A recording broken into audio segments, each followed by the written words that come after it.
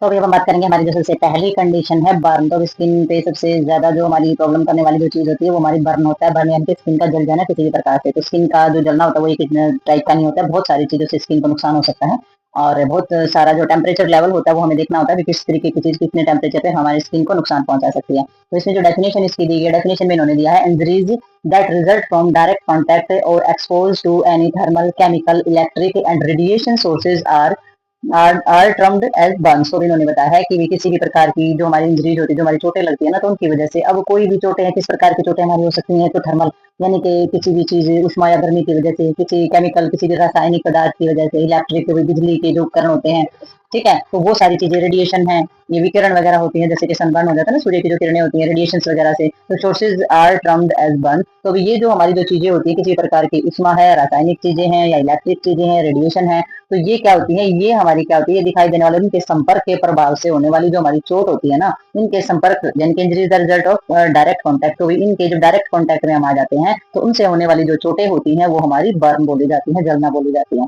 ठीक है, नेक्स्ट इन्होंने बोला है कि human skin can tolerate temperature up to 42 से लेकर के 44 degree Celsius, but above think the higher temperature the more severe the tissues destruction से below 45 degree Celsius resulting change are reversible, but 45 degree Celsius protein damage और exceed and the capacity of the cell of repair cell to repair. तो भी इनका कहने का मतलब ये है कि ह्यूमन की जो स्किन होती है ना, यानी कि एक मानव की जो स्किन होती है, उसमें टेम्परेचर यानी कि 42 से 44 डिग्री सेल्सियस तक का जो तापमान है वो सहन करने की जो शक्ति होती है, मतलब इतने तक का तापमान वो सहन कर सकती है इंसान की स्किन। ठीक है, पर अब वो थिक द हाइयर टेम्परेचर, परंतु जो मोटी स्किन होती है और इससे ज्यादा अगर हाई टेम्परेचर जो होता है, मोर सीवियर द टिश्यू डिस्ट्रक्शन, तो ये क्या होता है, ये बहुत ही ज्यादा जो है तापमान ज्यादा हो जाता है और ये क्या करता है, टिश्यू डिस्ट्रक्शन करना स्टार्ट कर देता है, यानी कि टिश्यू जो होते हैं ना हमारे, उसको नुकसान पहुंचाना स्टार्ट कर देता है। इससे ज्यादा टेम्परेचर अगर आप देखते हैं इतना होता है तो below 45 degree Celsius resulting change are reversible से, बट तो इन्होंने बताया है कि 45 डिग्री सेल्सियस से अगर नीचे है अगर तापमान, तो उसमें क्या होगा, उसमें कुछ जो है रिवर्सेबल से चेंजेस आने स्टार्ट हो जाते हैं। ठीक है, रिवर्सेबल चेंजेस जो है वो होते हैं, रिवर्सेबल जिनको चेंज किया जा सकता है, ऐसे चेंजेस जो हमारे रिवर्स किए जाते हैं, यानी कि पीछे हटाना होता है ना, रिवर्सेबल चेंजेस जो होने स्टार्ट हो जाते हैं। और 45 degree Celsius protein damage exceeds and capacity of the cell to repair. और वही इसमें अगर 45 डिग्री सेल्सियस से ज्यादा हो जाता है ना तापमान, तो अगर वो ज्यादा तापमान होगा तो उसमें क्या हो जाएगा, उसमें ज्यादा तापमान हो जाने की वजह से जो हमारी जो प्रोटीन है या फिर जो हमारे सेल्स हैं, ठीक है, प्रोटीन है और हमारे जो सेल्स होते हैं उनकी जो कैपेसिटी होती है वो कम हो जाती है, और जो हमारी बॉडी के अंदर जो रिपेयरिंग सिस्टम जो होता है ना, वो फिर उसकी क्षमता कम हो जाती है, वो मतलब कि मरम्मत करने की जो क्षमता है वो नहीं रह पाती है उनमें। क्यों? क्योंकि प्रोटीन की हानि होती है।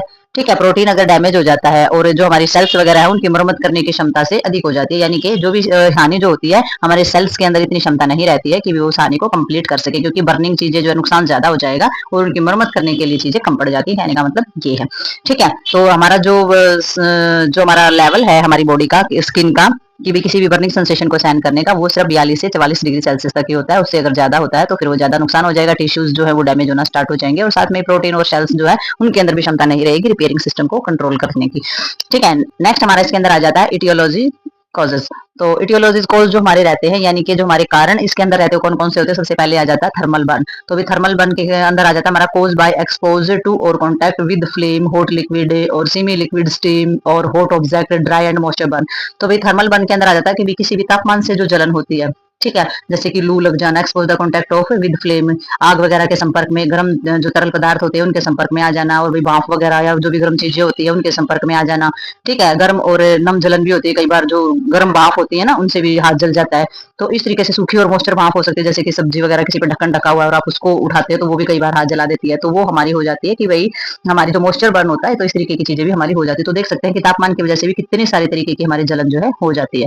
ठीक है, आग से भी जल सकते हैं, लू से भी, लो से भी जल सकते हैं, लिक्विड अगर कोई गर्म है, यानी कि तेल गर्म है, घी गर्म है, सेमी लिक्विड चीजें होती हैं, स्टीम भाप वगैरह से भी जल सकते हैं, किसी वस्तु गर्म वस्तु से भी हाथ जल सकता है, और सूखी और जो हमारी भाप वाली जो मॉइस्चर होता है उससे भी जल सकता है। तो ये हमारे रहते हैं। केमिकल बर्न के अंदर आ जाता है बाय स्ट्रॉन्ग एसिड, भाई बहुत ही ज्यादा स्ट्रॉन्ग अगर एसिड हमारे रहते हैं, या फिर कोई डिटर्जेंट वगैरह है, इससे भी हाथ कट सकते हैं। ठीक है, इससे भी हमारी जलन होती है। और स्ट्रॉन्ग बेस जो मजबूत आधार वाले होते हैं, या डिटर्जेंट होते हैं या फिर अमल होते हैं, तो इनकी वजह से भी ये जो केमिकल होते हैं, जो रासायनिक होते हैं, ये भी जलन पैदा करते हैं, जला सकते हैं। नेक्स्ट हमारा आ जाता है इलेक्ट्रिक बर्न। तो इलेक्ट्रिक बर्न के अंदर क्या हो जाता है, cause by electric electric current और शॉर्ट सर्किट। तो भाई इलेक्ट्रिक यानी कि बिजली की वजह से हमारी जो विद्युत धारा हम जिसको बोलते हैं, इलेक्ट्रिक करंट यानी कि शॉर्ट सर्किट यानी कि बिजली के करंट की वजह से जो हमारा जल जाते हैं हाथ, तो वो भी हमारा रहता है, वो बिजली की वजह से हमारा जल सकता है। तो कई बार देखा होगा आपने, किसी को करंट लगता है तो किस तरीके से स्किन बर्न हो जाती है वहां से हमारी। नेक्स्ट हमारा रेडिएशन बर्न आ जाता है। तो रेडिएशन बर्न में आ जाता है यूवी यानी कि अल्ट्रावायलेट जो हमारी रेज होती है। ठीक है, तो ये हमारी रेडिएशन होती है। अल्ट्रावायलेट कब तो पता ही होगा, बहुत पहले से ही पढ़ा होगा छोटी क्लासों से, जो पराबैंगनी हमारी किरणें होती है उनकी वजह से, और एक्सरे की जो हमारी रेज होती है, रेडिएशन होती है, उसकी वजह से भी बर्निंग जो इफेक्ट है वो हमारे आ सकते हैं। ठीक है, तो नेक्स्ट देखते हैं इसमें हम। तो भैया अब हम बात करेंगे इसमें रिस्क फैक्टर। तो अभी जो रिस्क फैक्टर हमारे रहते हैं, तो उसके अंदर हमारा आ जाता है all burn injuries resulting from the action of victim यानी कि पेशेंट। तो भी इन्होंने बताया है कि भाई हमारी जितनी भी जो हमारी चीजें होती हैं इसके अंदर, यानी कि बर्निंग के अंदर जो पीड़ित यानी कि जो हमारे पेशेंट होते हैं, जो दर्द में होते हैं, तो उनकी कार्रवाई करते टाइम हमारे जितने प्रकार की जलन और चोटें जो हमारी हो जाती हैं वो, तो इसमें हमारी सबसे पहले आ जाती है होम इन्वायरमेंट, यानी कि घर का जो हमारा वातावरण होता है उसकी वजह से। कॉन्टेक्ट विद स्कैल्डिंग यानी कि heat to near boiling points liquid. तो भी कोई भी लिक्विड चीज है ऐसी जो कि उबलने के बिंदु पर हो, यानी कि बहुत ज्यादा गर्म मात्रा में कोई भी लिक्विड होता है, अगर उसके संपर्क में अगर आ जाते हैं तो भी खतरा होता है। क्लोटिंग इंग्यूशंस ड्यूरिंग मील प्रिपरेशन। तो मील प्रिपरेशन यानी कि जब हम खाना बना रहे होते हैं, खाना तैयार कर रहे होते हैं, तो उसके कारण भोजन तैयार करते समय यानी कि किसी प्रकार का जो क्लोटिंग इंजेक्शन हो जाती है, यानी कि जो हमारा क्लोट हो जाता है, नीला धब्बा सा हो जाता है ना जहाँ से भी जलता है, तो वो हमारी क्लोटिंग का प्रोसेस हो जाता है। ठीक है, नेक्स्ट हमारा आ जाता है रेजिडेंटल फायर, यानी कि घर में आग वगैरह लग जाने की समस्या जो हमारी रहती है। तो ये हमारे रिस्क फैक्टर के अंदर हमारी रहती है, खतरे की ये हमारे चीजें होती हैं। और सीवियरिटी ऑफ बर्न के अंदर हमारी आ जाती है। सीवियरिटी ऑफ बर्न कौन सी चीजें होती है? सीवियरिटी डिपेंड अपॉन, तो भाई जो जलने की जो गंभीरता होती है वो किन किन मामलों में हमारी रहती है। तो इसमें सबसे पहले सोर्सेज ऑफ इंजरीज, तो भी चोट का जो कारण बनता है। डिस्टेंस फॉर ऑब्जेक्ट, यानी कि भाई कौन सी चीज, यानी कि जो अगर वस्तु है, कोई भी ऑब्जेक्ट है, तो उससे दूरी कितनी है। ठीक है, तो ये हमारे डिपेंड करती है इन चीजों पर कि भी जलने का स्रोत क्या, भी एक छोटी मोटी चीज से जला है, एक बहुत हैवी चीज से जला है। ठीक है, तो सोर्सेज हमारा एक तो हो जाएगा। दूसरा हमारा डिस्टेंस भी, वो जो जल रही है चीज उससे आप कितनी दूरी पर थे। ज्यादा दूरी पर थे तो आप थोड़ा सा बच सकते हैं, कम दूरी पर थे तो मतलब कि आप जलन ज्यादा हो सकती है, और भी ज्यादा उसके आग के नजदीक जाओगे तो बहुत ज्यादा मात्रा में जल जाओगे। तो ये हमारा डिस्टेंस रहता है अभी जलने वाली वस्तु से आप कितनी दूरी पर थे।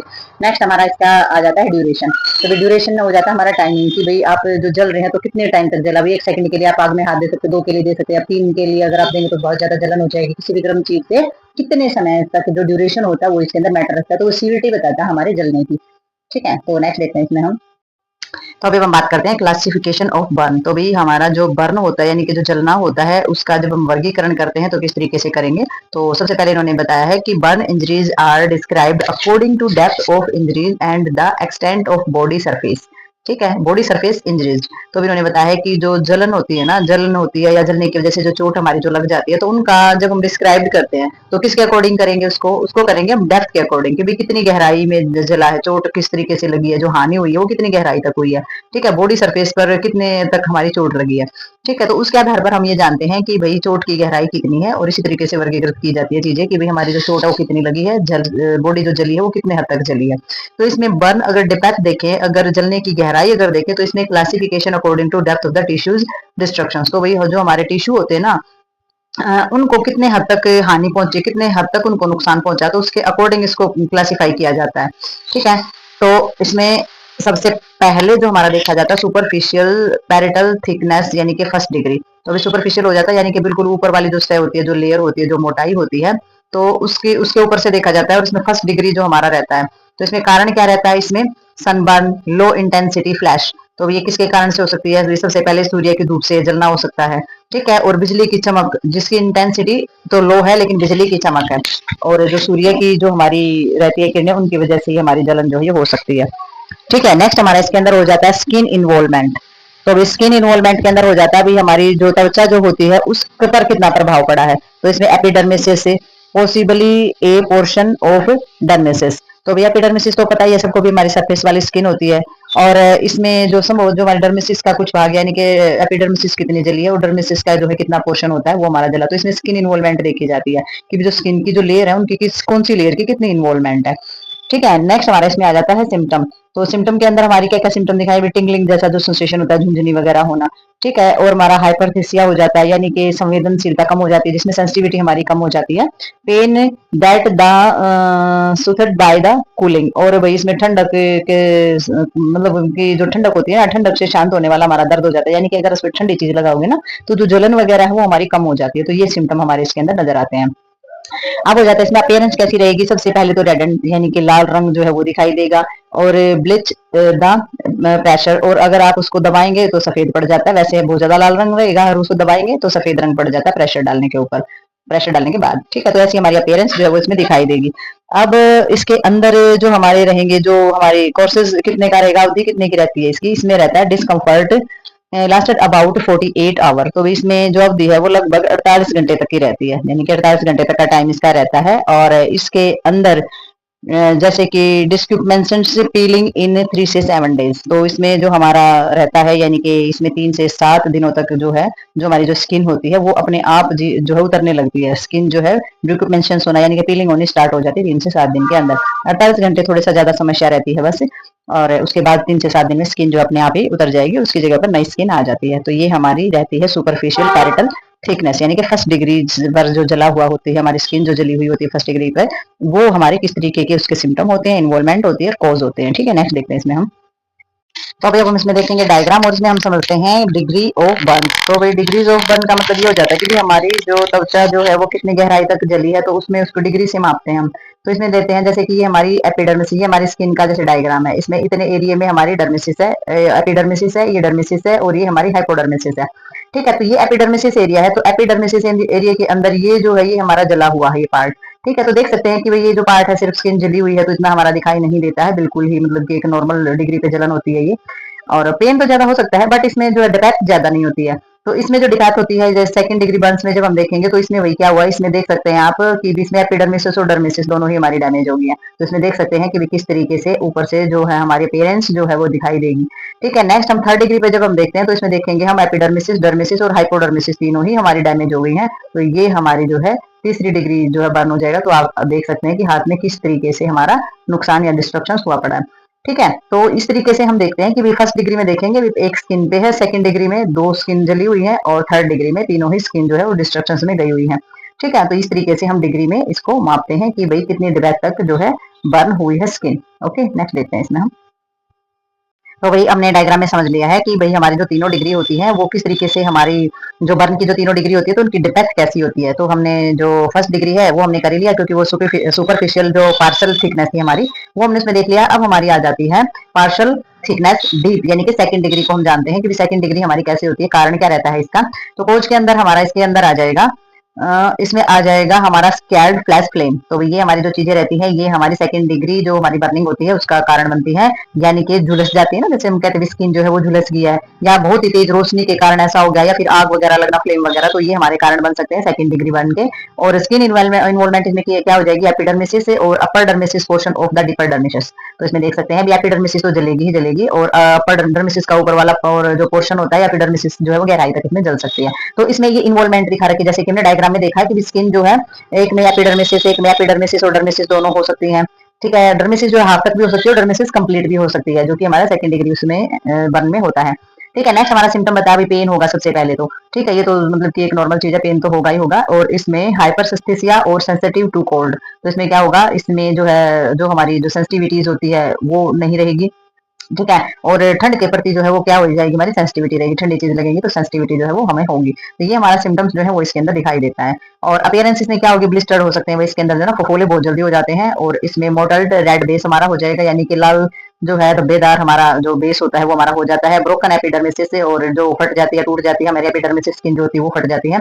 इडिमा वेट शाइनी और विपिंग सरफेस, तो इसके अंदर क्या होगी, सूजन आ जाएगी, और वेट यानी कि गीली और चमकदार, और जो हमारी विपिंग वाली यानी कि रिसने वाली जो सरफेस जो है वो रिसना स्टार्ट हो जाएगा, सूजन आ जाएगी, जो वहां पर जो है गीलापन बहुत ज्यादा रहेगा, चमकदार वहां से अंदर से जो चमकती हुई जो स्किन है वो दिखाई देगी आपको। तो ये बहुत सारी चीजें इस तरीके की अपीयरेंस जो है वो हमारी दिखाई देती है जब सेकेंड जो हमारी डिग्री पे हमारा जो जलन होती है, यानी कि जो पार्शियल थिकनेस हमारी रहती है उसके अंदर।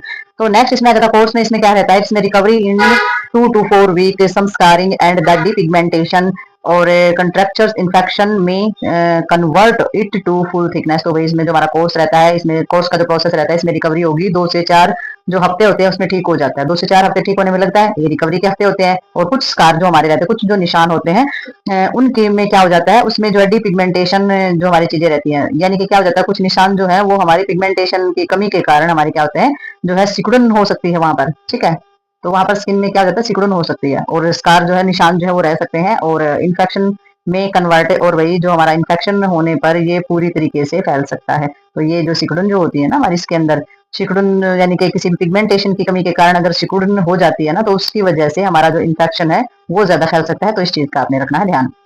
ठीक है, वैसे 2 से 4 हफ्ते इसकी रिकवरी में लगते हैं। तो नेक्स्ट हमारा इसके अंदर आ जाता है फुल थिकनेस यानी कि 3rd डिग्री। तो वही फुल थिकनेस में तो ये देख सकते हैं कि पूरा का पूरा ही हमारा बर्न हो जाता है, बहुत ज्यादा डिस्ट्रक्शन होता है हमारा टिश्यूज का। तो इसमें कोर्स बताया, flame prolonged expose of the hot liquid electric current और केमिकल। तो ये हमारे कारण रहते हैं, इसमें आग से जल सकते हैं बहुत लंबे समय तक। अगर हॉट लिक्विड यानी कि बहुत ही लंबे समय तक अगर आप किसी लिक्विड या बहुत ही ज्यादा गर्म चीजों के संपर्क में रहे हैं, बिजली के संपर्क में ज्यादा लंबे टाइम तक, या फिर केमिकल या रसायन जो होते हैं उनके संपर्क में आप जब रहते हैं, तो वो फुल थिकनेस होती है, क्योंकि उसमें जो 3री डिग्री तक जो है आपकी स्किन जल जाती है। और स्किन इन्वॉल्वमेंट में आपकी डर्मिसिस तो आपकी आ जाएगी, इंटरडर्मिसिस हमारी हो जाएगी, और सबकुटेनियस टिश्यू जो है उनमें उन तक भी नुकसान चला जाएगा, बिल्कुल नीचे तक। ठीक है, may involve connective tissues muscles and bone. तो वही हो सकता है कि भी ये जो इन्वॉल्वमेंट है, ये हमारे जो कनेक्टिव टिश्यूज है वहां तक, मांसपेशियां हैं और हमारी जो हड्डियां होती है वहां तक जो है प्रभावित हो सकता है हमारा एरिया। ठीक है, तो ये हमारी हो जाती है 3rd डिग्री तक। ठीक है, और ये डिग्री जो है आप डायग्राम में अगर आप देखोगे तो डिग्री को बहुत अच्छे से समझ पाओगे, जो हमारी डेप्थ होती है कि किस डिग्री तक जो स्किन जाती है, स्किन जो है जलती है और कहाँ तक हमारा नुकसान पहुंचाती है। सिम्टम क्या होगा, दर्द फ्री, शॉक और हेमिचूरिया एंड द हेमोलाइसिस। तो भाई इसमें जो दर्द है वो बहुत ज्यादा रहेगा, सदमा तो रहेगा ही, बहुत ज्यादा जल जाता है, और यूरिन जो होता है ना उसके अंदर ब्लड आना स्टार्ट हो जाता है। ठीक है, और हेमोलाइसिस से वही जो ब्लड के साथ साथ जो गलना स्टार्ट हो जाता है वहां पर। तो इस तरीके के सिम्टम जो है इसके अंदर दिखाई देते हैं। अपियरेंस में क्या हो जाता है, dry pale white and the carry broken skin with fat expose edema tissues and the disrupted. तो इसके अंदर क्या रहता है, दिखेगा कैसे, ये हमारी ड्राई यानी कि सूखी और पीले और सफेद झुलसी हुई जो हमारी स्किन होती है ना वो दिखाई देती है, ब्रोकन बिल्कुल फटी हुई स्किन होती है, वो पीली और व्हाइट कलर की हमारी स्किन जो है वहां पर दिखाई देगी। इसमें जो है फैट दिखाई देता है, यानी कि वसा जो होती है ना वो दिखाई देती है, जो व्हाइट और पीली होती है ना, जो वसा वो दिखाई देनी स्टार्ट हो जाती है, और ये जो सूजन है वो होनी स्टार्ट हो जाएगी। जो टिश्यूज होते हैं वो हमारे बहुत ही क्या हो जाएंगे, डिस्ट्रक्चर्ड, यानी कि बहुत ही ज्यादा नुकसान उनके अंदर हो जाएगा, बहुत ही टूट फूट उनके अंदर हो जाती है। कोर्स इसका देखें तो फुल थिकनेस जो है dead skin of the spot of the liquefy after 2 से 3 वीक्स। तो भाई हमारा इन्होंने बताया कि 2 से 3 सप्ताह जो है पूरी मोटाई वाली अगर हमारी जो स्किन है, ठीक है, तो मोटाई वाली जो स्किन है उसमें क्या हो जाता है, उसके अंदर लिक्विड फाई आफ्टर द, तो इसमें जो हमारी फुल थिकनेस यानी कि पूरी मोटाई वाली जो स्किन है उसके अंदर क्या हो जाएगा, लिक्विड फाई यानी कि लिक्विड जो आफ्टर 2 से 3 वीक, 2 से 3 हफ्तों में उसमें मवाद जो है उभर जाती है, और जो स्पॉन्टेनियस हीलिंग इम्पॉसिबल। तो इसमें ठीक होना जो है बहुत ज्यादा मुश्किल हो जाता है, क्योंकि मवाद उसके अंदर होने के बाद उसमें जो ठीक होने में उसमें टाइम लगेगा। और recovery remove of the scar and the sub, इसमें आ जाता है सब्सिक्वेंट से स्प्लिट और फुल थिकनेस स्किन ग्राफ्टिंग। तो इसके अंदर जो है जो पपड़ी वगैरह जो हटाना, और बाद में जो हमारी जो स्किन वगैरह होती है ना उसको थोड़ा सा अलग करना, स्प्लिट यानी कि बिल्कुल अलग करना, विभाजित करना। और जो हमारी मोटाई वाली जो स्किन होती है ना, जो हमारी थिकनेस स्किन होती है, यानी कि फुल थिकनेस वाली जो स्किन होती है, उसमें जो हमारी स्किन होती है तो उसके अंदर जो है ग्राफ्टिंग करना जरूरी हो जाता है, क्योंकि इसके अंदर वैसे ठीक नहीं होती, क्योंकि 2 से 3 हफ्तों में उसके अंदर जब मवाद हो जाएगी तो इन्फेक्शन हो जाएगा तो ठीक नहीं हो पाएगी। तो इसमें ग्राफ्टिंग का जो सिस्टम होता है वो अपना करके इसको ठीक किया जाता है, तो वो ट्रीटमेंट इसको दिया जाता है। 2 से 3 हफ्ते में इसमें जो है चीजें स्टार्ट होती हैं होनी। ठीक है, तो भाई नेक्स्ट देखते हैं इसके अंदर हम। तो भाई अब हम इसमें देखेंगे, इन्होंने बताया है बर्न डिटर्मिनेशन मेथड। तो भाई बर्न डिटर्मिनेशन मेथड में यानी कि जो जलने की जो हमारा जो डर्मिनेशन जो हमारा किया गया है, तो उसके मेथड इसमें बताया गया, किस तरीके से हम मापे कि भी हमें आइडिया आ जाए कि भाई इतने ये जो स्किन है इसमें कितने प्रतिशत हमारा नुकसान हुआ है। ठीक है, ताकि उसमें ट्रीटमेंट जो है वो भी हमारा थोड़ा सा इजी हो जाए। तो भाई इसमें सबसे पहले रूल ऑफ 9 बताया गया है। रूल ऑफ 9 में आ जाता है 9 का नियम हम जिसको बोल देते हैं। तो रूल ऑफ 9 के अंदर इन्होंने बताया, the rule of 9 is a quick way of calculate the extent of burn. तो भाई जलने की जो हमारा जो भी मतलब कि जो भी चीज जलती है ना, तो जलने की जो आंकलन किया जाता है किस कितने तक हमारी जो नुकसान जो हुआ उसका उसको मापने के लिए ना एक तरीका बनाया गया, जैसे रूल ऑफ 9 बोला गया है। ठीक है, तो रूल ऑफ 9 जो है क्विक किसी भी चीज को कैलकुलेट करने का एक जो है तरीका बताया गया है कि इस तरीके से माप सकते हैं कि भाई कितने परसेंट तक स्किन में नुकसान हुआ है। A system assign percentage of a multiple of 9 of major body surface. तो इन्होंने बताया है कि भाई ये जो प्रोसेस है हमारी, ये बॉडी के मतलब कि जो हमारे मुख्य जो हमारी सरफेस होता है ना, तो सरफेस की हमारी जितनी भी जगह होती है तो उसमें से 9 से क्या कर दिया जाता है, मल्टीप्लाई कर दिया जाता है। तो उसमें मल्टीप्लाई करके मेजर बॉडी सरफेस जो हमारा होता है उसको मल्टीपल 9 से करके उसको प्रतिशत में जो है विभाजित कर दिया जाता है। और base of this rule is that the body of divided into anatomical section each of which represent 9% और multiple of 9% of the TBSA total body surface area. तो इनका कहने का मतलब ये है कि ये जो हमारा रूल बनाया गया है ना, दिस रूल, ये इस नियम के आधार पर ये शरीर की मतलब की जो हमारी बॉडी है, शरीर की जितनी भी हमारी संरचना है, यानी कि एनाटॉमिकल सेक्शन जो हमारे शरीर के हैं, एनाटॉमिकल सेक्शन संरचना का मतलब ये हो जाता है कि एक ऊपर वाला एरिया, हाथों का एरिया, पैरों का एरिया, फेस का एरिया, तो ये हमारे एनाटॉमिकल सेक्शन जो हमारे बनाए गए, डिवाइड जो किए गए, तो उसके आधार पर इसमें जो हमारी जो परसेंटेज हमारी रहती है, जिसमें से प्रत्येक मतलब कि कुल शरीर की जो सतह होती है, तो उसके हिसाब से हमारी क्या करते हैं इसमें इसमें जो पूरा का पूरा जो हमारा टीबीएस है, टीबीएस का मतलब ये होता है, इसकी फुल फॉर्म होती है टोटल बॉडी सरफेस एरिया। तो टोटल बॉडी सरफेस एरिया का जो रिप्रेजेंट होता है 9% जो है, 9% या 9% का जो हमारा मल्टीपल होता है, यानी कि जो गुणा करते हैं, वो हमारा इसमें दर्शाता है। ठीक है, तो देखते हैं आगे हम आगे जो डायग्राम है उसमें भी देखेंगे कि कौन सा जो सेक्शन होता है एनाटॉमिकल वो हमारा कितने प्रतिशत होता है और किस तरीके से इसको मल्टीपल करके हम चीजों को सोल्व करते हैं। तो हेड और फेस जो होता है वो हमारा 9 के अंदर आ जाता है, यानी कि 9% एरिया। ठीक है, अपर जो हमारा एक्सट्रीमेटेड एरिया होता है वो हमारा 9 कैसे आ जाएगा, अपर एक्सट्रीमेटेड में क्या हो जाएगा, हाथ का जो एरिया आ जाता है, तो दोनों साइड होता है, तो हमारा 18% हो जाता है। 9 एक साइड, एक हाथ का एरिया, और 9 जो है दूसरी साइड का एरिया, तो वो हमारा 18% हो जाता है। ऐसे ही लोअर एक्सट्रीमेटेड हो जाता है हमारा, नीचे वाला जो हमारा रहता है, निचली जो चीजें होती हैं, तो उसमें 18 और ये हमारा 18 से 2 यानी कि ये 36% होता है। अभी डायग्राम में हम देखेंगे कि कौन सा एरिया कितना हमारा, बैक और चेस्ट का एरिया ये भी हमारा 18 आ जाता है, क्योंकि अगला और पिछला हमारा दोनों एरिया इसके अंदर आ जाते हैं, तो ये हमारे 30% रहेगा। ठीक है, और ये हमारा आ जाता है जेंटल, जेनेटिक में हमारा जेंटल में आ जाता है 1% और ये 1% रहता है, ये हमारा 100% एरिया हमारा बन जाता है। अब देखते हैं हम डायग्राम के अंदर की भी ये हमारा एरिया जो है कितने परसेंट कितने को बोला गया, कौन से सेक्शन को कितना परसेंटेज दी गई है। ठीक है, तो नेक्स्ट देखते हैं। So look at this diagram. तो यहाँ जो डायग्राम दिया गया है इसमें आप देख सकते हैं साफ साफ तरीके से कि कौन से एरिया को कितना परसेंटेज दी गई है। तो ये हमारा जो एरिया फेस का इसको 9% में दिया गया है कि ये पूरा चलेगा तो 9% हमारा बोला जाएगा। ये बाजू है 9% दी गई है, पूरा का पूरा एरिया इसके अंदर आ गया है, पूरे के पूरे हाथ ये 9% है। 18% ये क्यों है, क्योंकि ये अगला 9% अगला और 9% जो है वो कमर का आ जाएगा। ठीक है, तो ये इसीलिए 9% है। और जेनेटिक का हमारा ये हमारा 9% आ जाएगा। और वही ये हमारा 18 रहता है। 18 ये इसीलिए होता है क्योंकि आगे और पीछे वाला पार्ट हमारा इसमें होता है। ये भी 18 इसीलिए होता है क्योंकि 9 आगे और 9 पिछले वाला पार्ट होता है। तो इस तरीके से हमारे जो सेक्शन है वो हमारे डिवाइड किए गए, इस तरीके से पूरा हमारा 100% होता है। ये डिटर्मिनेशन होता है बाय रूल ऑफ 9। ठीक है, तो नेक्स्ट देखते हैं इसमें हम। तो भाई अब हम इसमें जानेंगे पैथोफिजियोलॉजी। तो भाई पैथोफिजियोलॉजी जानेंगे में अकॉर्डिंग कार्डियोवास्कुलर सिस्टम के, कि भी जब जलते हैं तो हार्ट में जो है वो किस तरीके से हमारा नुकसान होता है। तो हार्ट की जो हमारी प्रोसेस होता है काम करने का और किस तरीके से इस पर असर पड़ता है वो हम इसमें जानेंगे। तो कार्डियो का तो पता ही है कि भी हार्ट के बारे में हम बता रहे हैं, कार्डियोवास्कुलर सिस्टम। तो इसमें immediately following a burn injuries, तो सबसे पहले जलने की जो चोट होती है, मतलब जलन से जो हमारी चोट होती है, तो उससे तुरंत बाद क्या प्रोसेस हमारा रहता है। तो सबसे पहले उन्होंने बताया कि जैसे कि Vasco active substances of the catecholamines या हिस्टामिन सेरोटोनियन, तो ये क्या होते हैं, ये रिलीज होते हैं। ठीक है, तो सारे के सारे जो हमारे हार्मोन्स हैं हिस्टामिन सेरोटोनियन से और हमारे कैटेकोलामाइन से होते हैं, ये हमारे वासो एक्टिव सब्सटेंसेस होते हैं, यानी कि वेसल से उत्पन्न होने वाले रिलीज होने वाले जो सब्सटेंसेस होते हैं जब हमारे जलन की वजह से चोट लगती है। तो फिर क्या होता है इसमें, इसमें इंक्रीज कैपिलरीज ऑफ परमेबिलिटी। तो इसमें जो ये क्या करते हैं, ये जो हमारे सेल्स होते हैं ना, यानी कैपिलरीज होती हैं, कैपिलरीज यानी कि जो हमारी वेसल्स होती हैं, जो कैपिलरीज होती हैं, उनमें क्या करती हैं, उनके अंदर परमेबिलिटी यानी कि जो पारगम्यता बोलते थे इसको, परमेबिलिटी उसको बढ़ाने का काम ये कर देती हैं। फिर क्या करती हैं, that allow plasma to slip into the surrounding tissues. तो इसमें क्या होता है, इसमें जो प्लाज्मा जो होती है ना, इसमें प्लाज्मा के आसपास जितने भी हमारे टिश्यूज होते हैं ना, वो रिसने लगना स्टार्ट हो जाते हैं, वो रिसना स्टार्ट कर देते हैं। ठीक है, जो तब वो रिसना स्टार्ट करेंगे तो क्या आएगा, sodium enter the potassium exit from the cell. तो क्या होना स्टार्ट हो जाएगा, उसमें क्या प्रोसेस हो जाएगा, जब वो रिसने लगता है तो जो हमारे सेल्स होते हैं उनमें जो सोडियम जो है ना वो तो उनके अंदर चला जाएगा और जो पोटाशियम है वो निकलना स्टार्ट हो जाएगा। तो ये प्रोसेस हमारा स्टार्ट हो जाता है, इसके अंदर सोडियम अंदर चला जाएगा, पोटाशियम जो है सेल से बाहर आना स्टार्ट हो जाएगा। तो फिर क्या होगा, increase the intracellular and the interstitial fluid. तो इसमें फिर क्या हो जाएगा, इसमें जो इंट्रासेलुलर है यानी कि सेल के अंदर की जो चीजें होती है उसमें इंटरस्टिलियस जो हमारा जो लिक्विड होता है वो बढ़ना स्टार्ट हो जाता है। इंटरस्टिलियस जो फ्लूइड होता है वो हमारा इंट्रासेलुलर यानी कि सेल के जो अंदर बढ़ना स्टार्ट कर देता है। फिर क्या होगा, इसमें बढ़ने के बाद डिप्लेशन से of the intraocular fluid of fluid volume, तो इसमें क्या हो जाएगा, जो हमारे जो इंट्रासेलुलर है, यानी कि जो भी हमारे जो ब्लड की जो हमारी वेसल्स जो होती हैं, तो उसकी उसमें जो लिक्विड होता है ना, उसकी मात्रा में कमी आ जाएगी फिर। ठीक है, तो डिप्लीटेशन हो जाएगा, यानी कि कमी आ जाएगी इंट्रासेलुलर फ्लूइड वॉल्यूम की, यानी कि इंट्रासेलुलर के अंदर जो फ्लूइड होता है उसके अंदर हमारी कमी आ जाएगी। हाइपोवॉल्यूमिक शॉक एंड डेथ, तो इसमें क्या हो सकता है, इसमें हाइपोवॉल्यूमिक शॉक भी हो सकता है, हाइपोवॉल्यूमिक यानी कि वॉल्यूम की कमी हो जाना, और इससे सदमा और शॉक होगा और मृत्यु भी हो सकती है। जबकि हमारे जो डिप्लेंटेशन होता है, यानी कि फ्लूइड वॉल्यूम की जब कमी होती है, तो उसकी वजह से हमारा ये यहाँ पे दिखा रखा क्या होगा, oedema in burn and the non burn tissue, तो हमारे जो टिश्यू जो जले हुए हैं वो भी, और जो टिश्यू नहीं जले हुए हैं वो भी, उनके अंदर सूजन आनी स्टार्ट हो जाएगी।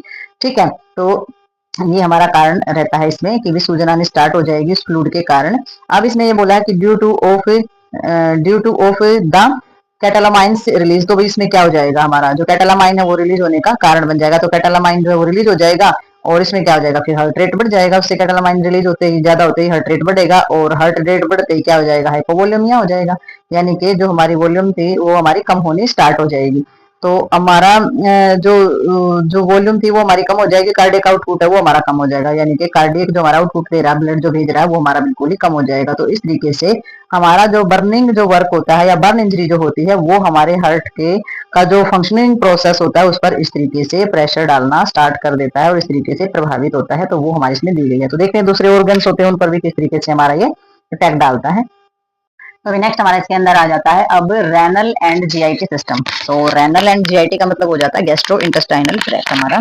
तो भाई उसमें किस तरीके से हमारा प्रभाव पड़ता है, तो ड्यू टू बर्न इन्होंने बताया है कि भाई जो इसके अंदर जो होता है, सबसे पहले shunting blood from the kidney, तो सबसे पहले हमारा क्या होता है, जो हमारी जो किडनी होती है ना उसके अंदर जो ब्लड होता है ये उसको शंटिंग कर देता है, यानी कि उसको एक जगह पर स्थानांतरित कर देता है।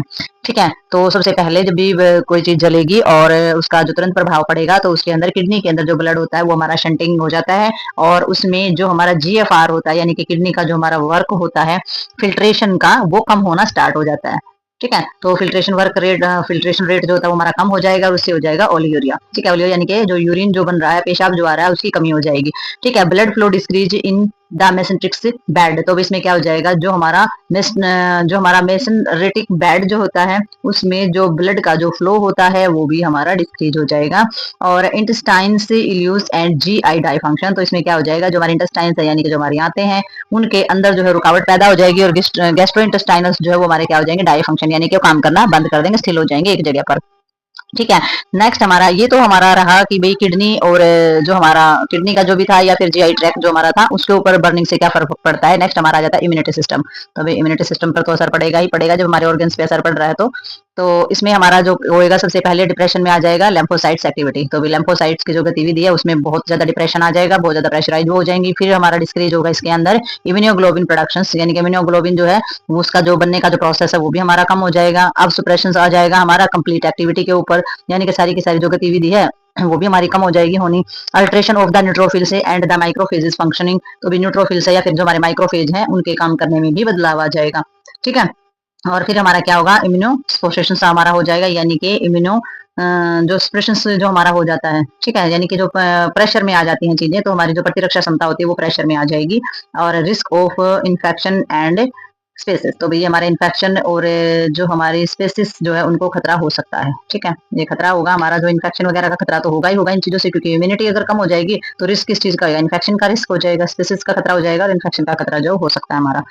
ठीक है, तो नेक्स्ट देखते हैं इसके अंदर हम इसमें देखेंगे कि रेस्पिरेटरी ट्रैक जो हमारा रहता है उसके ऊपर क्या प्रभाव पड़ता है। तो रेस्पिरेटरी ट्रैक के अंदर हमारा जो प्रॉब्लम क्रिएट होती है उसमें होता है if the burn occur due to the carbon monoxide poisoning, यानी कि CO इनहाइलेशन ऑफ CO। तो इन्होंने बताया है जलने का जो हमारा जो प्रॉब्लम जो क्रिएट होती है, यानी कि जलने की जब घटना होती है तो कार्बन मोनोऑक्साइड का जो हमारा पॉइजनिंग, यानी कि जो जहरीली जो हमारी जो गैस होती है, ठीक है, वो लेने के कारण जो है हमारी जो प्रॉब्लम्स है वो हमारी बढ़ सकती है। ठीक है, तो जो भी कुछ जलता है तो जो हमारी कार्बन मोनोऑक्साइड होती है वो हम इनहेल कर लेते हैं, अपने अंदर ले जाते हैं सांस के द्वारा, तो हमारी दिक्कत होती है। और फिर हमारी O2 मॉलिकल्स जो है वो उसमें क्या हो जाता है, डिस्प्लेसमेंट उसमें हो जाता है, यानी कि O2 के हमारे जितने भी मॉलिकल्स हैं वो हमारे डिस्प्लेसमेंट हो जाएगा, यानी कि प्रॉब्लम क्रिएट वहां से स्टार्ट हो जाती है हमारी। ठीक है, तो इसके अंदर क्या होगा, जो कि हमारी जो कार्बन डाइऑक्साइड जो हमारी रहती है इसमें रिवर्सिबल से bind to HB and forms COHB, यानी कि कार्बन हीमोग्लोबिन जो है वो हमारा होना स्टार्ट हो जाएगा, यानी कि कार्बन डाइऑक्साइड और हीमोग्लोबिन। तो इसमें क्या होगा, ये दोनों जुड़कर क्या बनाएंगे, कार्बो हीमोग्लोबिन बनाएंगे, ठीक है, मिलकर के दोनों। फिर क्या होगा, उसमें डिक्रीज हो जाएगी ऑटो सप्लाई टू टिश्यू। तो भाई जो हमारी टिश्यूज को जो ऑक्सीजन सप्लाई हो रही है ना, वो कम होनी स्टार्ट हो जाएगी। तो क्या हो जाएगा, एक तो कार्बन ऑक्साइड हो जाएगी हमारी, दूसरा हमारा एचबी जो है, एचबी के अंदर क्या मिक्स होगी, हमारी कार्बन डाइऑक्साइड मिक्स हो गया। तो ये हमारी कार्बो हेमोग्लोबिन बन गया है। तो उसमें ऑक्सीजन की कमी होगी, अब टिश्यू तक ऑक्सीजन पहुंच नहीं रही है, जबकि वहां पर हमारा टिश्यूज को मतलब किसी ऑक्सीजन जो है सबसे मेन आवश्यक होती है हमारे लिए। तो उसमें क्या हो जाएगा, टिश्यूज हाइपोक्सिया हो जाएगा, यानी कि टिश्यूज को ऑक्सीजन की कमी हो जाएगी और सीधा क्या हो जाएगी, डेथ हो जाएगी। ठीक है, तो ये हमारा रेस्पिरेटरी ट्रैक्ट के अंदर ये हमारा प्रोसेस रहता है कि अगर बर्न हो जाती है, कोई भी हमारा ऑर्गन बर्न होता है, रेस्पिरेटरी ट्रैक्ट पे बर्निंग सेंसेशन की चीजें होती हैं, तो किस तरीके से डेथ जो है वो ऑक्सीजन की कमी के कारण हो सकती है। ठीक है, तो नेक्स्ट देखते हैं इसमें। तो अभी अब हम बात करेंगे इसके अंदर मैनेजमेंट। ठीक है, तो मैनेजमेंट के बारे में जानेंगे कि जो बर्न की जो मैनेजमेंट है वो किस तरीके से होती है, कितने फेजेस के अंदर रहते हैं। तो अभी बर्न के अंदर जो हमारे मैनेजमेंट होते हैं वो इन्होंने बताया है, clinical course of burn client can be divided into 3 phase. तो भाई ये हमारे जो है 3 फेज के अंदर इसको बांटा गया है। तो सबसे पहला जो फेज है वो हमारा इसके अंदर दिया गया है इमरजेंट फेज। इमरजेंट में यानी कि हमारे जो इमरजेंसी फेज होता है वो इसके अंदर आ जाता है, यानी कि जिसमें रेस्क्यूशन पुनर्जीवन हम जिसको बोलते हैं। ठीक है, तो इमरजेंसी में ले जाया जाता है, पुनर्जीवन हम जिसको बोलते हैं। और इसके अंदर आ जाता है acute phase. Acute phase in hospital, यानी कि जो हमारा सबसे तेज चलने वाला जो हमारा फेज होता है। ठीक है, तो इसके अंदर ट्रीटमेंटल चीजें चलती है सारी की सारी हॉस्पिटल के अंदर। ये रहता है रिहैबिलिटेशन फेज होता है, पुनर्वस्था स्थापित करना। ठीक है, तो ये हमारे 3 फेज इसके अंदर रहते हैं मैनेजमेंट के अंदर, कि सबसे पहले इमरजेंसी में ले जाया जाएगा, जान बचाई जाएगी पेशेंट की, फिर तेजी से उसका ट्रीटमेंट वगैरह वो स्टार्ट किया जाएगा, और फिर रिहैबिलिटेशन में उसकी जो पहले जो बिल्कुल उसकी बिल्कुल करेक्ट अवस्था थी, जो बिल्कुल वो सही फेज में था, सही अवस्था में था, वैसे ही पुनर्वस्था स्थापित की जाएगी। ठीक है, तो ये हमारे 3 फेज इसमें रहते हैं। इमरजेंट फेज के अंदर यानी कि रेस्क्यूशन के अंदर आ जाता है, firstly remove of the victim from burn source. तो जितने भी हमारे ऐसे स्रोत हैं जिनसे जल रहा है पेशेंट या जलने का खतरा, उन सभी को रिमूव कर दिया जाता है। दूसरा सारे के सारा असेसमेंट किया जाता है पेशेंट का, जिसको एबीसी बोला जाता है, यानी कि एयरवे, ब्रीदिंग एंड सर्कुलेशन। ठीक है, सांस अच्छे से आ रही है नहीं आ रही है, ब्लड सर्कुलेशन अच्छे से चल रहा है नहीं चल रहा है, रेस्पिरेटरी ट्रैक में कोई प्रॉब्लम तो नहीं है, तो सारी की सारी चीजें एसेस की जाती है। तो ये इमरजेंट फेज की हमारी सारी की सारी चीजें। If there is need of CPR, यानी कि कार्डियो पल्मोनरी रेस्पिरेशन, अगर इसकी जरूरत है सीपीआर की, तो वो भी जो है प्रॉपरली पेशेंट को प्रोवाइड किया जाएगा। और pain management should be done. और दर्द निवारक हमारी जो भी चीजें होती हैं, दर्द से संबंधित जो भी हमारी टैबलेट्स है या कुछ भी प्रिस्क्रिप्शन लिखा गया डॉक्टर के द्वारा, वो सारा का सारा आपने देना है। टीटी का इंजेक्शन जरूर लगाना है। टेटनस टॉक्साइड जो हमारा इंजेक्शन होता है, ये बहुत ही ज्यादा जरूरी होता है, जो कि हमारा जो टेटनस होने से बचाता है, इन्फेक्शन वगैरह से भी बचाता है। और इनिशियल वुंड केयर जरूर करनी है, जो घाव वगैरह हो गए हैं उनकी देखभाल अवश्य करनी है। और टीचिंग, यानी कि चीजें जो है सिखानी है और बतानी भी है पेशेंट को अच्छे तरीके से। ठीक है, तो नेक्स्ट हमारा इसके अंदर आ जाता है, नेक्स्ट हमारा इसके अंदर आ जाएगा एक्यूट फेज। तो भी एक्यूट फेज के अंदर हमारा आ जाएगा, ये हमारा 13 चरण होता है, 13 चरण बोल देते हैं इसको, यानी कि तेजी से होने वाला जो हमारा फेज होता है वो इसके अंदर आता है। तो इसमें हमारा आ जाता है रीअसेस, आ जाता है सारी की सारी चीजें जो है दोबारा से एसेस की जाएंगी, एयरवे है, ब्रीदिंग है, सर्कुलेशन से दोबारा से सारा असेसमेंट किया जाएगा, कहीं कोई प्रॉब्लम तो नहीं है। फिर एलिवेट किया जाएगा head of bed that help यानी कि एक्सपेंशन ऑफ लंग्स, यानी कि जो लंग्स वगैरह है, फेफड़े वगैरह है, वो अच्छी तरीके से फैल सके और अच्छी तरीके से सांस ले पेशेंट। तो इसी तरीके से जो बेड जो होता है ना, उससे जो सिर जो होता है वो थोड़ा सा ऊपर की तरफ किया जाता है। ठीक है, तो बिस्तर का जो मतलब कि जो सिराना होता है ना, जो सिर होता है जिस तरफ, उसको ऊंचा किया जाता है, ताकि लंग्स जो है वो अच्छे से फैल सके और अच्छे से सांस लेने में प्रॉब्लम ना हो पेशेंट को। और वही सबसे ज्यादा जरूरी होता है एडमिनिस्ट्रेट कराना O2, यानी कि ऑक्सीजन जो है वो प्रिस्क्राइब की गई है, तो ऑक्सीजन जो है जरूर लगानी है। और इसमें ये 2 चीज बहुत ज्यादा जरूरी रहती है, कि सर जो है वो मतलब कि हेड का हिस्सा एलिवेटेड रखना है और ऑक्सीजन जो है जरूर देनी है। नेक्स्ट आ जाता है स्टार्ट फ्लूइड रिप्लेसमेंट थेरेपी। अगर जरूरत है तो वही फ्लूइड थेरेपी जो है वो जरूर देनी है पेशेंट को। ठीक है, तो फ्लूइड रिप्लेसमेंट थेरेपी जो है वो देनी है, जैसे कि हमारा जो प्रोक्लैंड फार्मूला है उसके तहत जो दी जाती है। तो प्रोक्लैंड फार्मूले के तहत 24 आवर के अंदर ये हमारी दी जाती है। 4 ml RL जो है रिंगर लैक्टिक दिए जाते हैं। मल्टीपल कितने के दिए जाते हैं, वेट इन केजी, कितने किलो वेट है उसने के हिसाब से, प्रतिशत ऑफ टोटल बर्न सरफेस, और कितना एरिया जो है जला हुआ है उस एरिया के हिसाब से। ठीक है, तो इसमें TBSA के हिसाब से, यानी कि बर्न सरफेस एरिया जो है उसके हिसाब से, टोटल उसके हिसाब से परसेंटेज लेनी है, और जो पेशेंट का जो वजन है उसके केजी के हिसाब से हमें ये जो फ्लूइड है ये रखना है। ठीक है, और ये वही 8 घंटे में, मतलब कि in first 8 hour give half part of fluid in half to the given after next 16 hour. तो वही इसमें हर 8 घंटे के अंदर हमारा ये जो होता है, यानी कि ये जो फ्लूइड होता है ये कितने कितने में देना होगा, इसका प्रॉपर इस चीज का ध्यान तो जरूर रखना है कि फ्लूइड को किस टाइम और कितना देना है। तो ये फ्लूइड है पहले 8 घंटे में, तो मतलब कि आधा पार्ट देना है फ्लूइड का। ठीक है, पहले 8 घंटे में आधा देने के बाद इसमें जो बाकी आधा जो बच जाता है ना, वो भाग अगले 16 घंटे के बाद देना है। ठीक है, 8 घंटे में आधा भाग देना है, और अगले जो 16 घंटे के बाद फिर जो आधा भाग बचता है वो देना है, यानी कि दिन में 2 बार देना है और दूसरे 24 घंटे में। ठीक है, तो इस चीज का ध्यान रखना है कि फ्लूइड कब कब और कितनी मात्रा कैसे देनी है पेशेंट को। और फ्लूइड की जो मात्रा रहती है 0.5 ml जो है कोलाइड, यानी कि इसमें भी मल्टीपल किया जाता है। जो पेशेंट का जो वजन है ठीक है, उसके हिसाब से उसमें मल्टीपल किया जाएगा कुल जितना जला हुआ है पेशेंट जो सरफेस पे जितना जला हुआ है, और प्लस में इसमें देना है इसमें 2000 ml 5% डेक्सट्रोज। ठीक है, तो इसमें 2000 जो मिलीलीटर है उसमें 5% डेक्सट्रोज, डेक्सट्रोज यानी कि शुगर दिया जाता है। ठीक है, तो डेक्सट्रोज की मात्रा जो है वो इसके अंदर दी जाती है। तो ये हमारा मैनेजमेंट के अंदर रहता है। तो इसमें जो हमारे फेज है ये हमारा इमरजेंसी में ये सारी की सारी मैनेजमेंट दी जाती है, और ये अक्यूट फेज में दी जाती है। और इसके बाद देखेंगे रिहैबिलिटेशन फेज के अंदर हमारी क्या मैनेजमेंट रहती है आगे। तो भाई अब हम इसमें बात करेंगे एग्जाम्पल की। तो फॉर एग्जाम्पल इसमें दिया गया जैसे कि पेशेंट का वेट है 70 kg और 80% surface burn then in first 8 hour. इसमें जैसे कि सब्ट्रैक्ट 1100-200 मतलब कि 11,200 ml से लेकर के 1400 ml हावर। तो इसमें जो एग्जांपल दिए गए वो इस तरीके से दिए गए कि किस पेशेंट को कितने सरफेस बर्न पर किस तरीके का कितना फ्लूइड दिया जाता है। तो इसमें हमें सबसे पहले पेशेंट का वजन देखना भी 70 किलो है, और जो सरफेस है वो 80% हिस्सा जो है जलने से पहले जो 8 घंटे में जो 11,200 मिलीलीटर या फिर 1400 मिलीलीटर प्रति घंटे की आवश्यकता पेशेंट को रहती है। ठीक है, और अगले 16 घंटे जब हमारे होंगे ना, नेक्स्ट 16 आवर, अगले 16 घंटे में 11,200 ml और 700 मिलीलीटर घंटा, और अगले 24 घंटे में यानी कि अगले दिन 0.5 ml को मल्टीपल करके 17 मल्टीपल 18 मल्टीपल यानी कि 2,800 मिलीलीटर। तो इस तरीके से पेशेंट को फ्लूइड दिया जाता है, लेकिन ये पता होना चाहिए कि पेशेंट जो है सरफेस से बर्न कितना हो रखा है। ठीक है, तो ये चीज सबसे पहले देखनी है। तो नेक्स्ट हमारा इसमें आ जाता है प्लेसमेंट ऑफ द इंडेवलिंग कैथेटर। तो इससे पहले जो प्लेसमेंट आप करते हैं तो कैथेटर जो है वो अच्छे से लगाएंगे, फ्लेक्सिबल और सुटेबल जो है वो कैथेटर होनी चाहिए। मॉनिटरिंग ऑफ वाइटल साइंस, तो वाइटल साइंस सारे के सारे मॉनिटर करने हैं, जैसे कि हमारा टेम्परेचर है, पल्स रेट है, टीपीआर जो होता है वाइटल साइंस के अंदर वो सारे के सारे आप चेक करोगे। पेन मैनेजमेंट बाय एनालाइसिस, तो भी सारे के सारे जो हमारे पेन किलर होते हैं मैनेजमेंट के अंदर वो सारे के सारे पेशेंट को देने हैं, जरूरत के हिसाब से दी जाती है। मतलब डाटा कलेक्शन सारा का सारा डाटा पेशेंट का होना चाहिए, वुंड के जो घाव वगैरह हो गए हैं उनकी देखभाल होनी चाहिए। प्रोवाइड साइकोलॉजिकल सपोर्ट यानी कि मानसिक रूप पर सारा का सारा जो सहायता है वो देनी चाहिए पेशेंट को। और we control the infection by use of aseptic technique and administrate antibiotic provide physical therapy. तो इसमें जो है कंट्रोल करना है इन्फेक्शन को कंट्रोल करने के लिए जितनी भी हमारी एसेप्टिक टेक्निक होती है वो सारी के सारे जो एंटीबायोटिक होते हैं वो भी पेशेंट को प्रोवाइड कराने हैं सारे के सारे, ताकि इन्फेक्शन जो है किसी भी तरीके का ना बढ़े। ठीक है, नेक्स्ट देनी है फिजिकल थेरेपी प्रोवाइड करनी है पेशेंट को, शारीरिक रूप से जो सहायता की आवश्यकता होती है और शारीरिक रूप से जो हमारी थेरेपी जो की जाती है वो।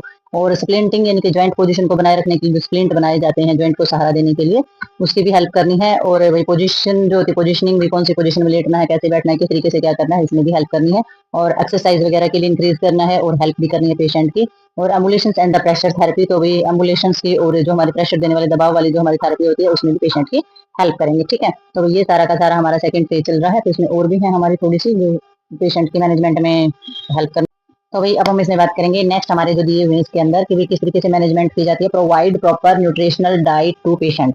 ठीक है, तो भी जो हमारा जो पेशेंट होता है उसको प्रॉपर डाइट जो होती है, पोषण से संबंधित जो भी चीजें होती है, खाने पीने से संबंधित जो चीजें होती है वो अच्छे से प्रोवाइड करनी है। नेक्स्ट हमारा टॉपिकल एडमिस, इसमें जो anti microbial should be used, तो भाई इसके अंदर एंटी माइक्रोबल्स। ठीक है, तो इसमें जितने भी हमारे जो समस्या से संबंधित जो हमारे प्रयोग किए जाते हैं जितने भी एंटी माइक्रोबल्स होते हैं वो सारे के सारे इसमें देने हैं, यानी कि जो हमारी स्किन पर लगाने वाले जो हमारे सारी की सारी जो चीजें होती है वो भी इसके अंदर शामिल करनी है।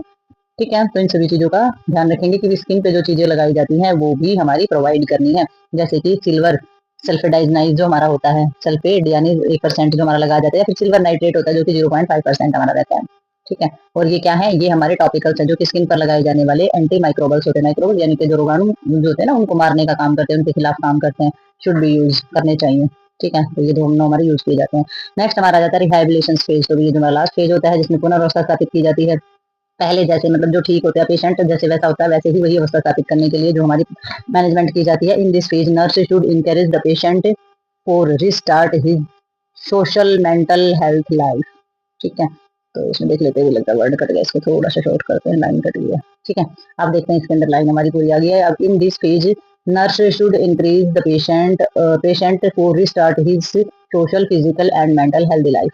तो अब इसमें रिहैबिलिटेशन में क्या करना है कि ये जो हमारा फेज होता है ना इसमें जो हमारा पेशेंट होता है इसमें जो नर्स है ना सामाजिक शारीरिक और मानसिक रूप से स्वस्थ जो जीवन होता है ना, तो फिर से शुरू करने के लिए पेशेंट को क्या करेगी, इनकरेज करेगी कि भाई आप फिर से शारीरिक मानसिक और सामाजिक जीवन जो है वो फिर से बिल्कुल स्वस्थ जीवन जो है वो जीने के लिए बिल्कुल ही प्रॉपर रेडी है, और इनकरेज करेगी कि आप इसको वैसा जीवन जीना है, मतलब कि प्रोत्साहित करेगी वैसा जीवन जीने के लिए। ठीक है, नेक्स्ट उन्होंने बताया also provide psychological support and the physical exercise training और वही उसको जो है सारी की सारी जो सपोर्ट है वो भी प्रोवाइड करना है। वो भी प्रोवाइड करने का क्या मतलब है कि भी जो हमारी शारीरिक और मानसिक रूप से जो भी सपोर्ट, जो भी सहायता जो होती है, जो भी प्रशिक्षण यानी कि जो भी ट्रेनिंग देना होता है, वो सारी की सारी भी आपने देनी है। यानी कि उसको एक्सरसाइज नहीं आती तो सिखाओगे, आप उसको बताओगे, फिजिकली प्रिपेयर करोगे, मेंटली प्रिपेयर करोगे उस एक्सरसाइज करने के लिए, टू प्रोवाइड एजुकेशन। और वही शिक्षा भी उसको प्रदान करनी, जिस चीज के बारे में ज्ञान नहीं है, नॉलेज नहीं है, वो भी आपको देनी है। और इम्यूनाइजिंग डिफॉर्मिटीज यानी कि किसी भी तरीके की अगर विकृति से बचाने के लिए जो इम्यूनिटी अगर नहीं है या इम्यूनिटी से संबंधित जो भी हमारी चीजें हैं वो भी प्रोवाइड करानी है। यानी कि किसी भी प्रकार की डिफॉर्मिटीज ना हो, किसी प्रकार की विकृतियां ना हो, उससे बचाने के लिए प्रतिरक्षा हम बोल देते हैं ना, इम्यूनिटी जो है, चाहे इम्यूनाइज किया जाए या इम्यूनाइजेशन किया जाए, किसी भी तरीके की चीजें जो है दी जाए, पर डिफॉर्मिटी से बचाया जाता है। और to achieve maximal functional recovery, और वही ज्यादा से ज्यादा मतलब कि मतलब कि ज्यादा से ज्यादा जो फंक्शनल हमारी रिकवरी है ना वो अचीव करने पर ध्यान देना चाहिए। मतलब जिस तरीके से कार्य करना चाहिए, ज्यादा से ज्यादा फंक्शनल रिकवरी होगी, पेशेंट जो है पहले की तरह एक्टिविटी करना स्टार्ट कर दे। ठीक है, तो ये सारी की सारी चीजें जो है, ये तीनों के तीनों फेज जो है ये हमारे रहते हैं मैनेजमेंट के अंदर। ठीक है, और यही एम होते हैं हमारे मैनेजमेंट के। तो नेक्स्ट देखते हैं इसके अंदर हम। तो भाई हमारी जो क्लिनिकल मैनेजमेंट थी उसके बाद हमारी आ जाती है नर्सिंग मैनेजमेंट। तो नर्सिंग मैनेजमेंट के अंदर हमारा ये आता है कि जो नर्स होती है उसको जो बर्न पेशेंट होता है उसकी केयर कैसे करनी है, किन किन चीजों का ध्यान रखना है, क्या क्या डायग्नोज करने हैं, तो वो इसके अंदर हमारे आ जाएंगे। तो इसमें हमारा रहता है जैसे कि नर्सिंग डायग्नोज में आ जाता है कि fluid volume deficit related to increase capacity leak and large fluid shift from the intramuscular to आ जाता है इसमें इंटस्टिल स्पेस। तो इन्होंने बताया है कि भाई जो हमारा जो फ्लूइड वॉल्यूम होती है, यानी कि जितनी भी हमारी यानी कि इंट्रावस्कुलर जितनी भी हमारा जो फ्लूइड वॉल्यूम इन्होंने बताई है, यानी कि जितनी भी हमारी सेल के अंदर जो रिसाव होता है, रिसाव in the leak and large, यानी कि उसके अंदर उसकी वृद्धि होती है या फिर उसके अंदर जो रिसाव जो होता है, तो वो जो हमारी जो ब्लड वेसल्स होती हैं उनके जो भी स्पेस के अंदर जो भी जिस भी जगह पर, जिस भी स्पेस में और जिस भी जगह पे जो द्रव्य जो होता है ना हमारा, यानी कि जो लिक्विड जमा हमारा रहता है, उसके बड़े एक स्थान से दूसरे स्थान से संबंधित जितना भी हमारा लिक्विड होता है उसका जो पूरा का पूरा जो शिफ्टिंग होती है, यानी कि जो कमी होती है वो हमारी इसके अंदर आ जाती है। तो नर्सिंग डायग्नोज के अंदर समझ में आया क्या होता है, एक बार फिर से रिपीट करती हूँ। Fluid volume deficit related to increase capacity. तो भी फ्लूइड वॉल्यूम जो होती है वो हमारी किससे रिलेटेड होगी, increase capacity leak and large. तो भी जो कैपेसिटी होती है हमारी किसकी, लिक्विड की जो कैपेसिटी होती है रिसाव की और उसकी बढ़ने की, जो फ्लूइड होता है ना उसका रिसाव होता है और जो उसका बढ़ता है और जो उसकी शिफ्टिंग होती है एक जगह से दूसरी जगह पर जो शिफ्टिंग होती है, तो उसका जो शिफ्टिंग होने के कारण उसकी जो इंडस्ट्रियल स्पेस होता है उसके अंदर कमी होना।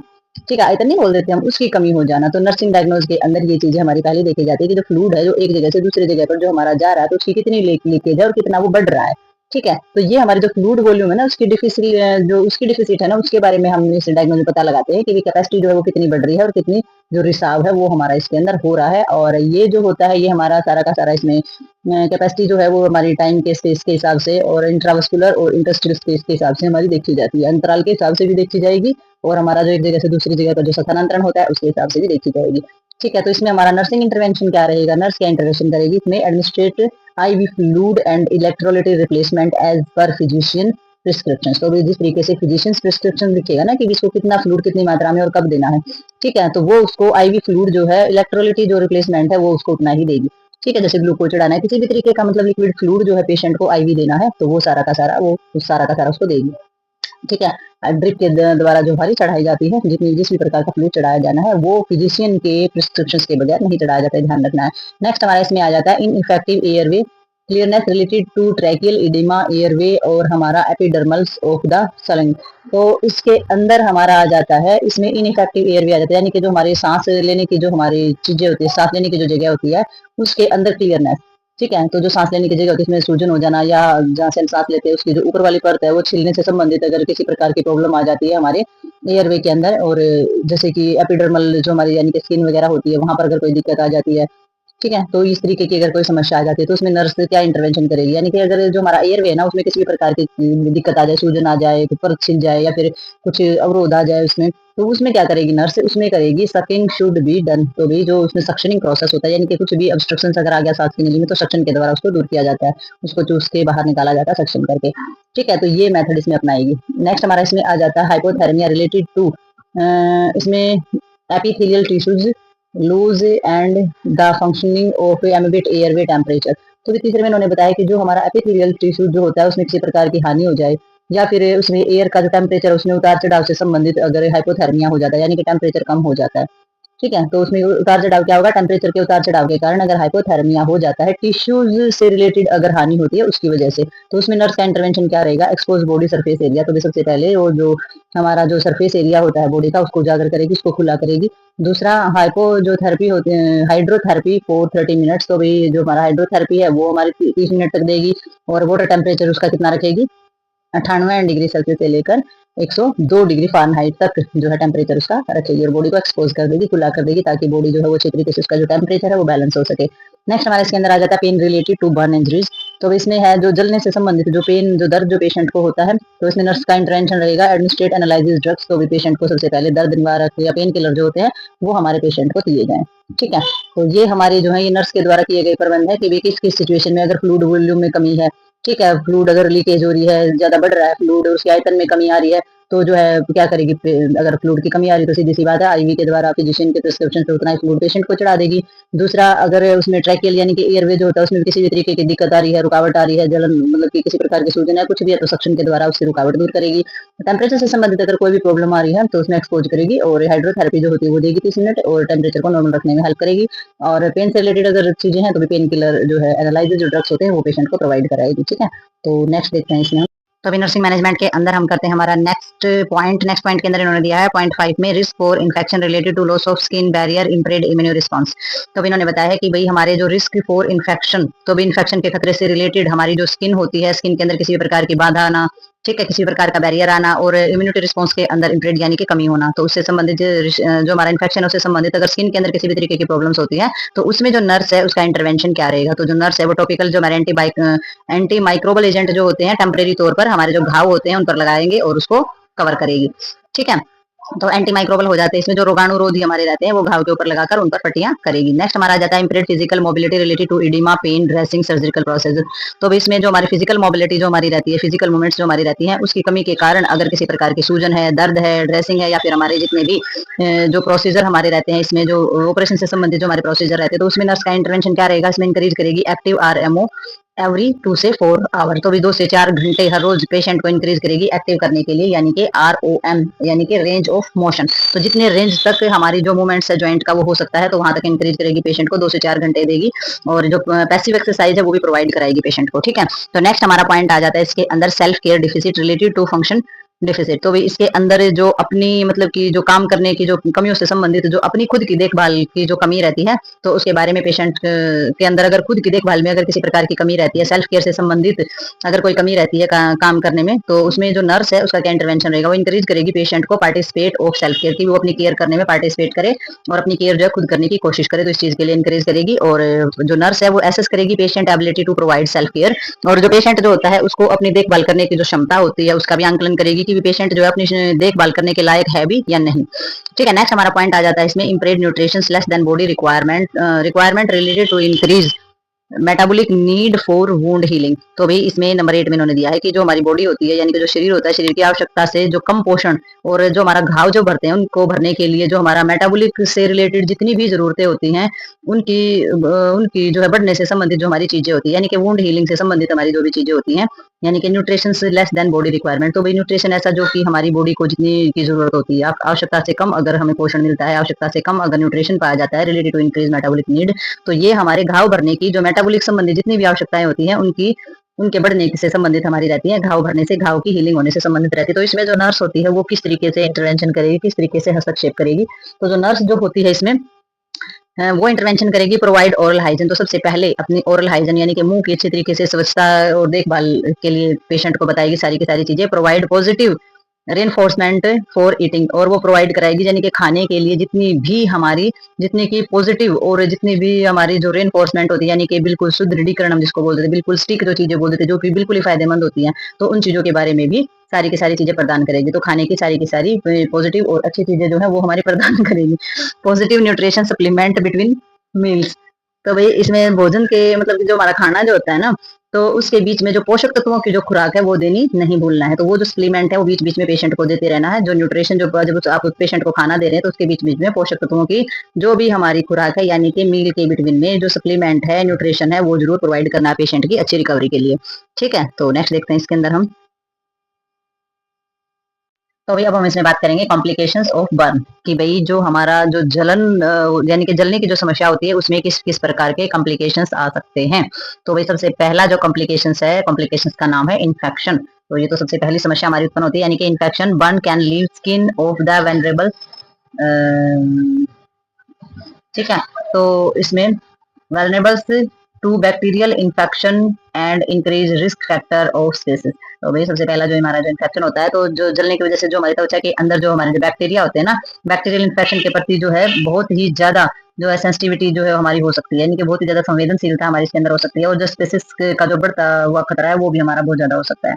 यानी कि जो स्पेसिस प्रॉब्लम होती है हमारी स्किन की वो हमारी ज्यादा बढ़ सकती है, क्योंकि जो हमारे जो बैक्टीरियल प्रॉब्लम है, बैक्टीरियल इन्फेक्शन अगर स्किन के अंदर ज्यादा बढ़ जाता है तो उसकी वजह से हमारे जो स्पेसिस प्रॉब्लम है वो भी बहुत ज्यादा बढ़ जाएगी। तो एक तो इन्फेक्शन हो ही रहा है, ऊपर से स्पेसिस प्रॉब्लम हो जाएगी, तो इसका मतलब क्या है, कॉम्प्लिकेशंस और भी ज्यादा बढ़ जाते हैं। ठीक है, नेक्स्ट हमारा इसमें हो जाती है हाइपोवोल्यूमिया। हाइपोवोल्यूमिया में आ जाती है burn can damage blood vessels and cause fluid loss. तो अभी हाइपोवोल्यूमिया में क्या हो जाता है, हाइपोवोल्यूमिया में हो जाता है कि जो जलने की वजह से जो हमारी ब्लड वेसल्स होती है ना वो डैमेज हो जाती हैं। तो वो डैमेज होने के बाद क्या हो जाता है, जो हमारा जितना भी लिक्विड हो जाता है ना उसकी कमी हो सकती है। ठीक है, अगर ब्लड वेसल्स ही हमारी डैमेज हो जाएंगी तो जो लिक्विड है वो हमारा कम होने का कारण हो जाएगा। ठीक है, नेक्स्ट हमारा इसमें आ जाता है हाइपोथर्मिया। तो हाइपोथर्मिया में क्या हो जाता है, skin help control the body temperature, so when a large portion of skin is increased may be loss body heat. तो भी हाइपोथर्मिया में ये हो जाता है कि जो हमारी स्किन होती है ना वो हमारी बॉडी का जितना भी हमारा तापमान रहता है तो उसको नियंत्रण करने में मदद करती है। ठीक है, तो हमारा जो बॉडी के तापमान को तो मदद करती ही करती है, इसलिए जब हमारी जो स्किन होती है उसका एक बड़ा हिस्सा अगर घायल हो जाता है तो शरीर की जो हीट होती है ना, जो गर्मी होती है वो कम हो सकती है। ठीक है, तो हाइपोथर्मिया का मतलब ये होता है टेम्परेचर क्यों कम हो जाता है, क्योंकि बॉडी का जब कुछ हिस्सा इंजरी हो जाएगा, कुछ जो पोर्शन है उसमें चोट लग जाएगी, तो बॉडी की जो हीट है वो हमारी क्या हो जाएगी, वो हमारी कम हो सकती है। ठीक है, नेक्स्ट हमारे इसके अंदर आ जाता है स्कारिंग। तो इस स्कारिंग में निशान पड़ने में हो जाता है can cause scar and the keloid area. तो हमारा जो किलोइड्स यानी कि जो उभरा हुआ जो एरिया होता है, उभरे हुए जो भाग होते हैं वो हमारे हो सकते हैं और उन पर निशान भी हो सकते हैं, तो स्कारिंग प्रॉब्लम भी हमारी हो सकती है। नेक्स्ट हमारे इसके अंदर आ जाता है बोन एंड जॉइंट प्रॉब्लम। तो डीप बर्न यानी कि डीप बर्न हमारा कौन सा रहता है, जो 3 डिग्री का हमारा बर्न रहता है। तो limit movement of the bone and joint. तो बोन एंड जॉइंट के अंदर जब हमारा जो डीप यानी कि बहुत ही गहराई तक जो जला हुआ होता है, जो हड्डियों और जो जोड़ों की समस्या हमारी होती है बोन एंड जॉइंट प्रॉब्लम में, यानी कि हड्डियों और जोड़ों की जो समस्या होती है वो हमारी जब होती है जब बहुत ही गंभीर, यानी कि जो 3 डिग्री तक हमारी हड्डियां और जोड़ों की जो गति है वो हमारी खत्म कर देती है, अगर बहुत गहराई तक यानी कि 3 डिग्री तक अगर बर्न हुई है बॉडी, यानी कि 30 डिग्री 3 डिग्री तक अगर बर्न हो गई है बॉडी, तो इसका मतलब जो हमारी बोन्स वगैरह है वहां तक इफेक्ट पहुंचा है और उसकी वजह से बोन और जो ज्वाइंट होते हैं ना उनमें समस्या आ सकती है मूवमेंट करने में। ठीक है, नेक्स्ट हमारा इसमें आ जाता है अक्यूट टॉक्सिमा।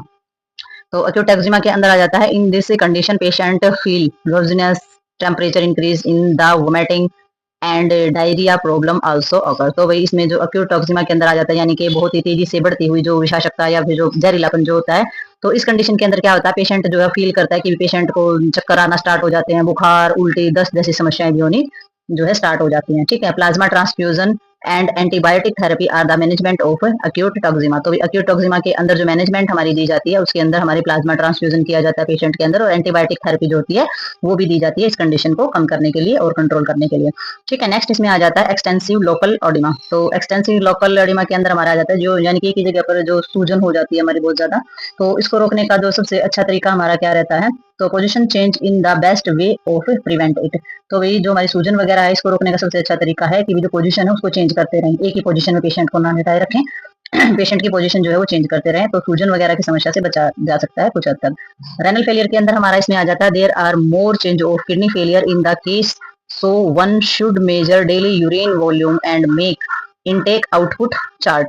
तो रेनल फेलियर में क्या देखेंगे, जो हमारी जो किडनी वगैरह होती है, किडनी फेल होने की जो समस्या होती है, तो उसके अंदर हम देखेंगे कि वही जो हमारी किडनी जो हमारी फेल हो रही है उसकी संभावना, किडनी के फेल होने की संभावना बहुत ज्यादा हो जाती है। ठीक है, तो इसलिए जो हमारा प्रतिदिन जो भी यूरिन पास आउट हो रहा है, ठीक है, जितनी मात्रा में हमारा यूरिन पास आउट हो रहा है, जितनी मात्रा में फ्लूइड हम ले रहे हैं, तो वो सारा का सारा चार्ट बना के रखना चाहिए और इसकी जो मात्रा है वो पता होनी चाहिए।